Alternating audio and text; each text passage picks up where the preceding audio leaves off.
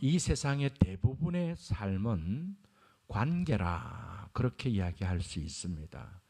우리가 인간관계를 어떻게 가지느냐 거기에 인생의 성공과 실패가 결정되어진다 해도 과언이 아니다는 것입니다.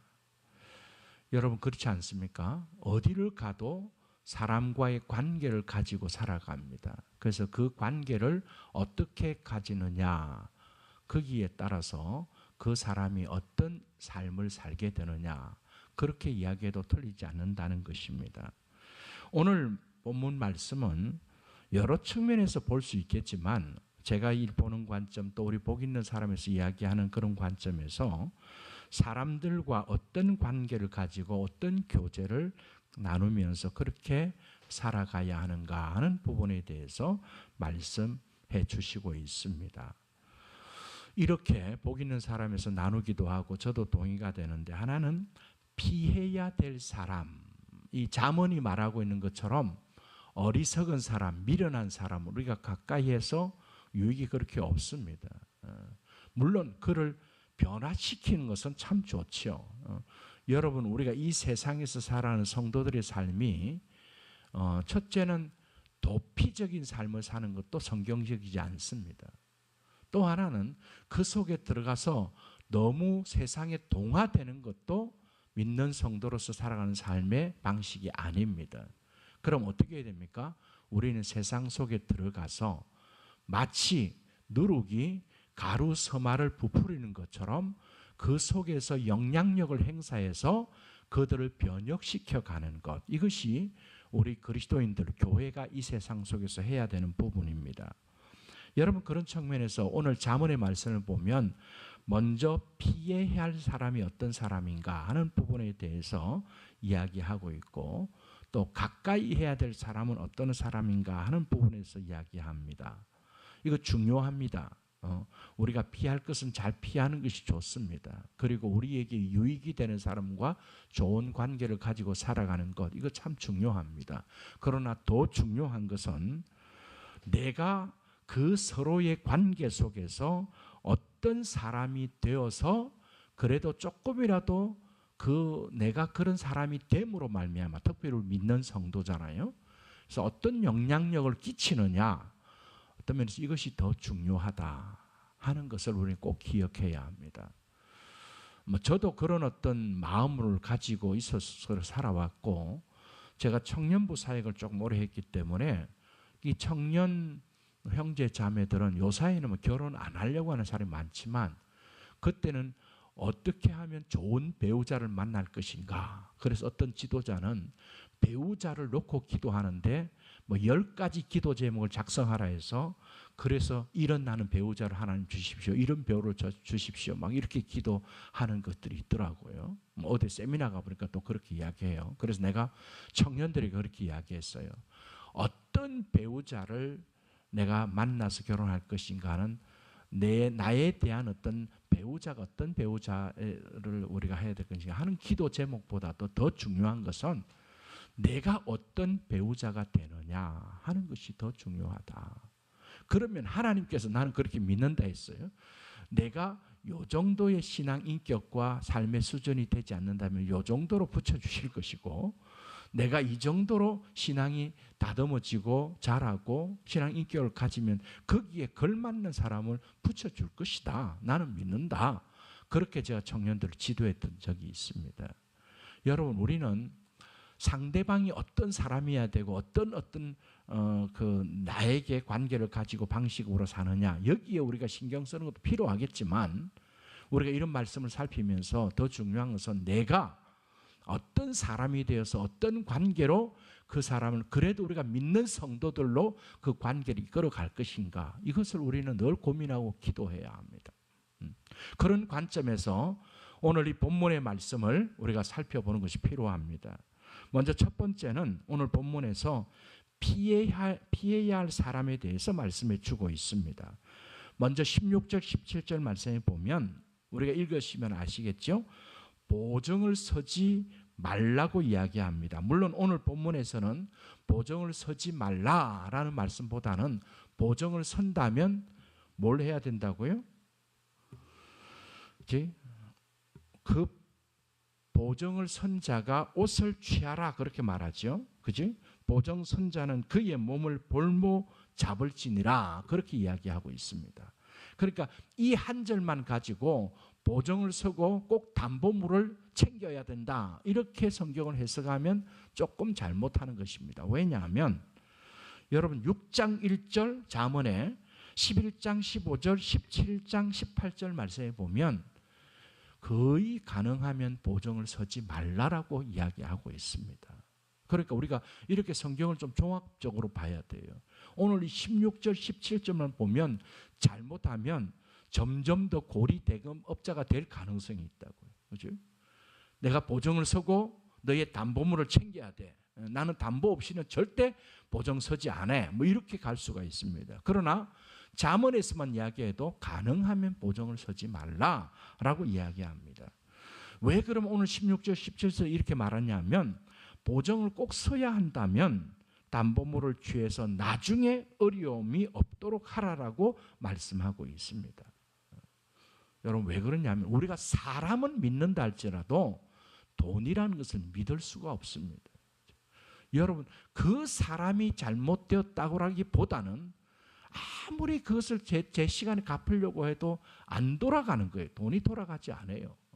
결국 그것 때문에 사람의 신의가 잃어버리게 되고 그리고 관계가 깨어질 수 있기 때문에 그렇게 이야기하는 겁니다. 그래서 제자훈련을 할 때 꼭 그것을 우리가 제자훈련하면 한 반만 있는 게 아니라 여러 반이 있을 수 있고 옥하는 목사님이 그렇게 훈련을 시켰어요. 그 제자 반원들에게 꼭 서약을 하게 했습니다. 어떤 서약을 하겠냐니까 제자훈련 기간 때는 말할 것도 없고 성도들과의 관계 속에서도 돈 거래하는 부분에 대해서는 절대 하지 못하게 했어요. 그러나 혹시 그 제자훈련하는 형제와 지체가 경제적으로 너무 힘들면 우리의 마음에 우러나오는 대로 빌려주지 말고 아예 줘라고 이야기했어요. 줘라고. 그렇게 지도를 했습니다. 그래서 실제로 제가 미국에 있을 때 우리 형제들하고 같이 제자훈련 했는데 그때 한 9명, 저같이 10명이었는데 어떤 한 형제가 사업을 하면서 힘들어졌어요. 미국에는 렌트피를 안 내면요. 이게 월세를 말하는 거거든요. 월세를 안 내면 2달 동안 안 내면 그 아파트 그 회사에서 그냥 짐을 다 빼내버립니다. 그래서 어떻게 됐는지 모르지만 그 형제에게도 문제가 있었지만 그래서 그 어머니 되시는 권사님이 참 좋은 분인데 너무 안타까워했어요. 그래가지고 어느 날 소식이 들려왔는데 아파트 그 앞에 마당에 그 집사님의 짐이 다 나왔다는 거예요. 그러니까 우리 형제들이 어떻게 합니까? 그 누가 좀 빌려주자 해서 빌려주지 말자. 그리고 이렇게 하자. 나도 동참할 거니까 그때 돈으로 제가 거의 한 약 1,000불 그러니까 한 100만 원 가까이 됐죠. 내놓고 다른 내놓고 그렇게 해서 그때 2달치 그 월세가 되는 그 미국에는 비쌉니다. 지금 아파트 그 방 2개가 있는 것이 월 페이먼이 얼마냐면 달달이 내는 비가 우리 큰아들 저게 샌프란시스코 있을 때는 한 달에 거의 우리나라 돈으로 250만 원 내요. 250만 원을 매달 내야 됩니다. 이 상당히 비싸죠.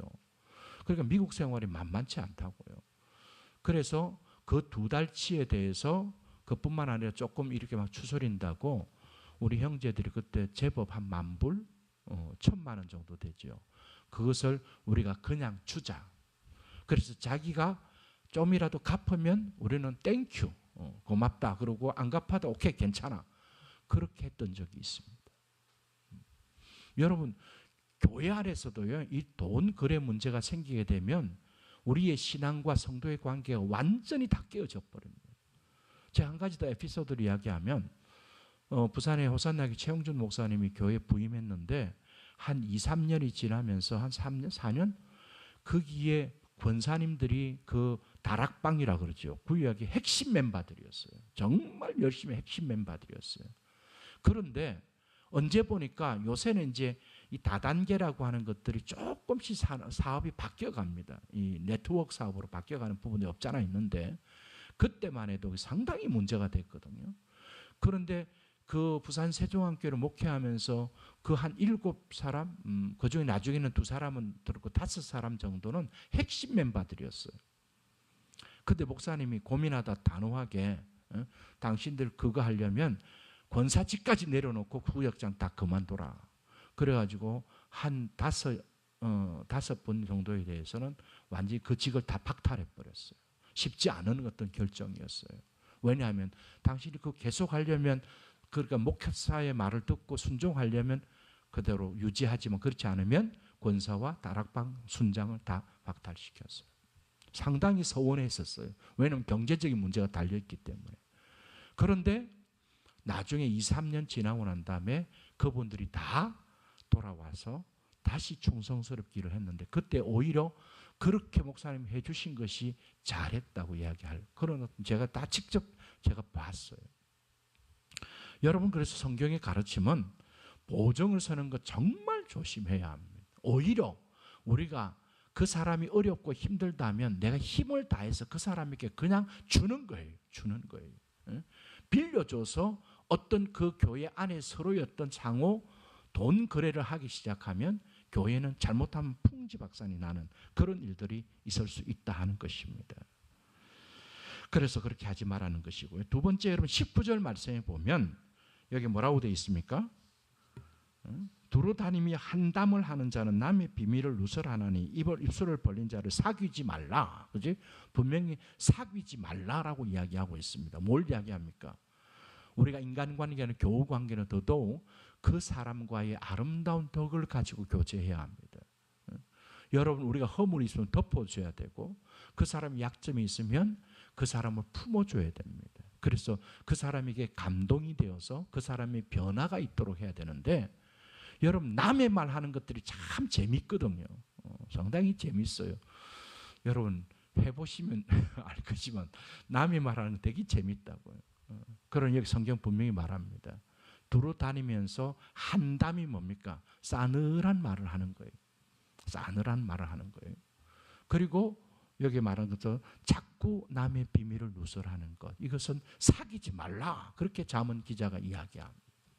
그래서 그 사람이 어떤 사람인가 하는 것을 알 수 있는 하나의 좋은 어떤 그 판별하는 요인 중에 하나는 사람에 대해서 늘 격려하고 칭찬하고 좋은 이야기를 하느냐, 그렇지 않고 한담 같은 항상 그 사람에 대해 부정적인 이야기를 하느냐, 그것을 보고 성경이 말하는 거예요.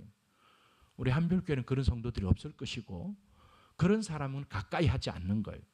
오히려 저 사람을 통해서 우리가 격려를 얻고 참 칭찬을 하고, 그래서 좋은 밝은 관계를 가지는 것, 그런 사람과의 관계를 가지는 것이 지금 유익하다 하는 것을 이야기합니다.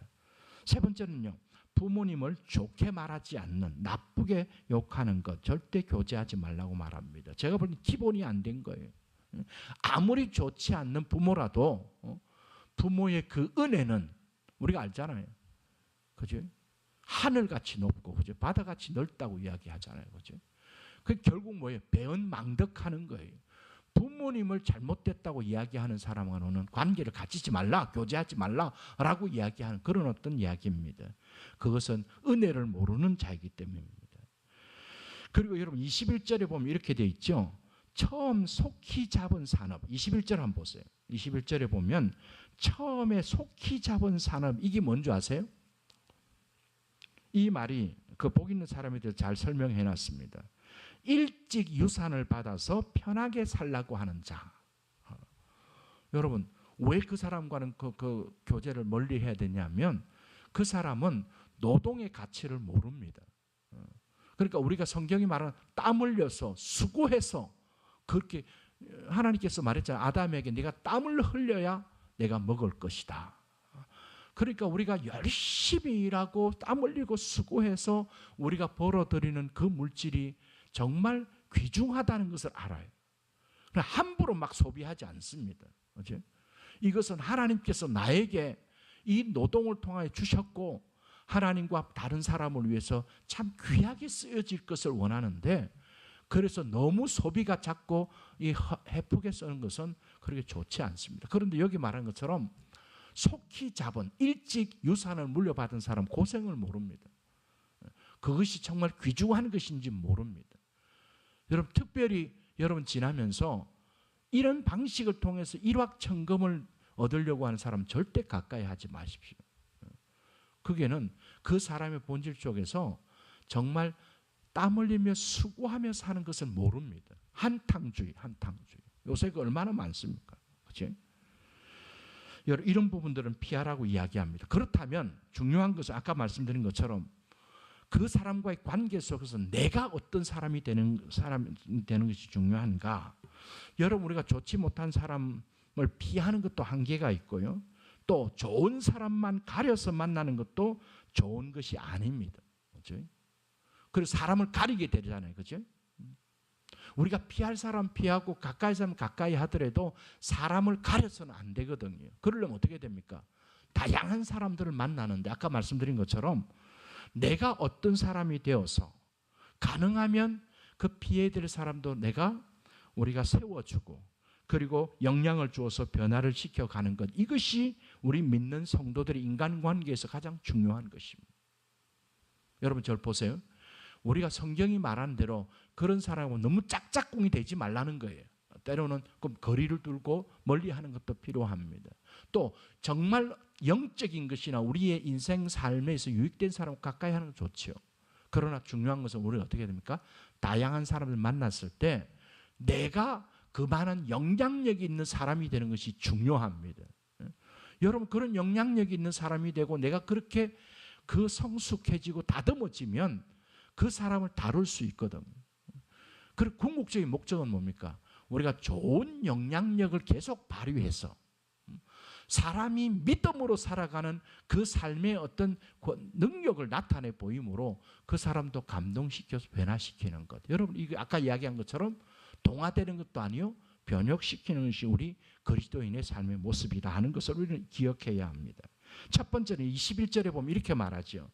악을 악으로 갚지 말라고 이야기합니다. 대신 뭐 하라고요? 여호와를 기다리라.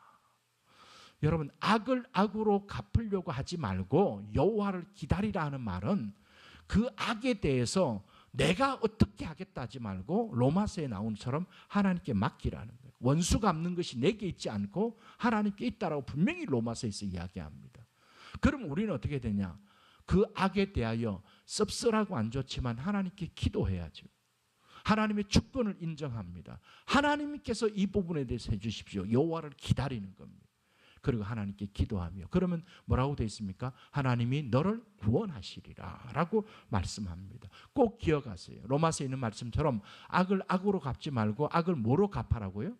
선으로 갚아라 라고 하신 말씀이 있습니다. 또 하나는 23절에 보면 이 세상은 한결같은 저울추와 대를 가지고 사용하지 않습니다.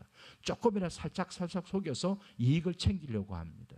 그러나 우리 예수 믿는 그리스도인들이 가져야 될 가장 그 사람의 어떤 삶의 능력이 뭔지 아시면 정직입니다. 정직임, 진실하는 것입니다. 여러분 이것이 이 세상 속에서 예수 믿는 사람으로서의 그 모습을 드러낼 수 있고 그 사람들이 영향력을 끼칠 수 있는 힘이 바로 무엇이냐니까 정직함이고 진실함입니다. 그러기에 우리가 내 안에서 우리를 알잖아요. 그죠? 우리가 얼마나 참 부족한 모습이 우리에게 있다는 걸 압니다. 그래서 하나님 앞에 나가서 우리가 기도하는 겁니다. 하나님 나를 붙들어 주시고 나와 함께 해 주셔서 나를 다듬어 주시고 더 정직함으로 나갈 수 있는 그 마음을 허락해 주시옵소서. 여러분 이게 한결같지 않는 저울추라는 것은 여러분 이런 부분입니다. 오늘 이 세상에서는 뭐 그렇게 하고 제가 뭐 우리 목회자도 보니까 교통사고 나는데 어떤 교통사고를 차를 이렇게 뭐 자기가 꼭 한 건 아닌데도 그렇게 해서 이상히 보험금을 많이 받아 먹더라고요. 우리 후배 목사였는데도. 그래서 우리는 전혀 몰랐어요. 뭐 그것이 당연하다고 이야기를 해요. 뭐 그거 따니까 없는데 그러다 보니까 자꾸 뭐 우박이 좀 떨어졌는데 여러분 보험금이 제법 돼요. 그 우박이 떨어졌는데 지붕을 다 가는 데 있어서 500만 원이 나와요. 600이 이렇게 나와요. 그런데 어떻게 하냐면 그걸 싼 데 가서 살짝 고치고 나머지 한 400, 300은 다 챙겨 먹는 거예요. 그게 자꾸 이 습관이 돼요. 습관이 돼요. 여러분 이런 것은요. 기업을 하고 장사하는 사람들도 제가 그때 이야기했죠. 예수 믿는 장로님인데 부하들에게 그러니까 죄송합니다. 직원들에게 더 좋게 대우하지 않으려고 해요. 그러니까 살짝 노동을 착취해서 자기 것을 더 채우려고 하는 그런 모습으로 나타난다고. 여러분 그러면 안 돼요. 성경은 뭐라고 말하면 우리가 좀 손해를 보고 우리가 이걸 챙기지 않더라도 그 사람을 더 존중해주고 세워주는 그런 부분이 필요하다는 거예요. 여러분 24절 말씀에 보면 우리의 모든 걸음은 하나님이 인도하신다 하는 사실을 분명히 믿고 하나님의 주권을 믿고 하나님의 인도하심을 믿고 우리가 정말 묵묵하게 오히려 감사하고 늘 긍정적이고 그렇게 살아가는 것. 여러분 이런 사람이 돼야만이 영향력을 끼칩니다. 마지막 가까이 해야 될 사람은 왕에 대해서 비유를 하고 있는데 지혜로운 왕, 지도자를 가까이 하는 게 필요합니다. 선악을 잘 분별하고 악에 대해서는 단호하게 대처할 수 있고 그렇게 됐을 때 마치 깊은 운물처럼 지혜의 깊이로 함께하는 사람들의 영혼까지 잘 살피고 유익을 얻게 하는 것입니다. 그리고 뭐라고 이야기하면 여기 보면 공동체의 지도자는 인자함과 진리를 추구해야 한다라고 말씀하고 있습니다.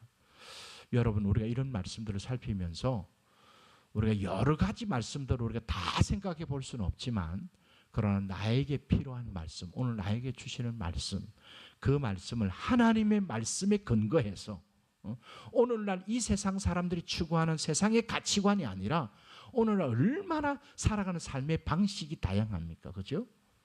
절대 손해보려고 하지 않습니다. 그죠? 그게 아니라 성경이 말하는 잠언이 말하는 진짜 하나님을 믿는 지혜로운 사람은 어떤 삶을 살아야 할 것인가. 그래서 때로는 조금 멀리하고 피해야 될 사람이 있고 유익이 되고 가까이인 사람은 가까이 하지만 더 중요한 것은 내가 어떤 사람이 되어서 좋은 관계를 만들어 가는 것. 여러분 이것이 우리에게 하나님께서 말씀하시는 것이요 우리가 귀담아 듣고 이런 삶을 하나님 앞에 살아드려야 될 것이다 하는 것을 기억하며 우리가 하나님께 이 문제를 놓고 기도할 수 있는 저와 여러분 될 수 있기를 간절히 축원합니다. 기도하겠습니다.